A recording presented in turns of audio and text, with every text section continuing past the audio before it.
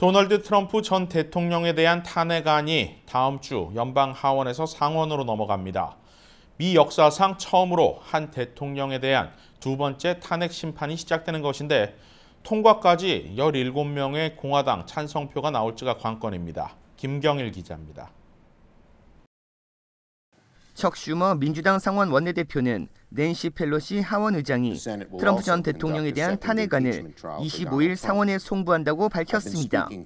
탄핵 소추안이 상원으로 넘어가면 형사재판 절차를 준용해 탄핵 심판이 진행됩니다. But make no mistake, a trial will be held in the United States Senate, and there will be a vote on whether to convict the president. 연방 하원에서 가결된 트럼프 전 대통령 탄핵 소추안 혐의는 지난 6일 의회 의사당 난입 사태를 부추겼다는 내란 선동입니다.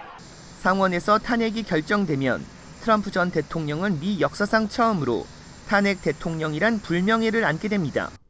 탄핵 소추안은 하원 과반 이상 찬성, 탄핵 결정은 상원 재적의원 전체 100명 가운데 3분의 2인 67명이 찬성해야 합니다.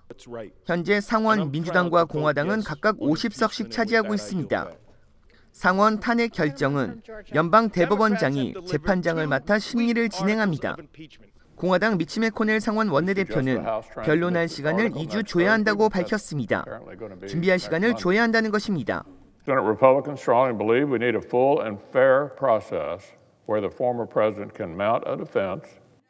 민주당 상원도 조 바이든 대통령의 강요 지명자 인준과 새로운 경기 부양책을 위한 논의가 필요해 이 제안을 받아들일 수 있다는 분석입니다. 이에 따라 탄핵 변론은 2월 중순 시작될 전망입니다. 트럼프 전 대통령은 부치 바워즈 변호사를 탄핵 심판 변호인으로 선임했습니다. 바워즈는 지난 2009년 마크 샌포드 사우스캐롤라이나 주지사의 탄핵 소추를 변호해 막은 바 있습니다. 한편 트럼프 전 대통령은 7년 거래한 은행 계좌가 폐쇄됐습니다. 트럼프 전 대통령 아들의 휴양지를 살 때 돈을 빌려줬던 은행도 계좌를 폐쇄했습니다. 프로페셔널 뱅크 대변인은 더는 트럼프 가족과 관련된 사업을 하지 않을 것이라고 밝혔습니다. 의회 난입 사태 이후 여러 금융기관과 사업체도 트럼프 전 대통령에게 등을 돌리고 외면하고 있다는 분석입니다. KBS 뉴스 김경일입니다.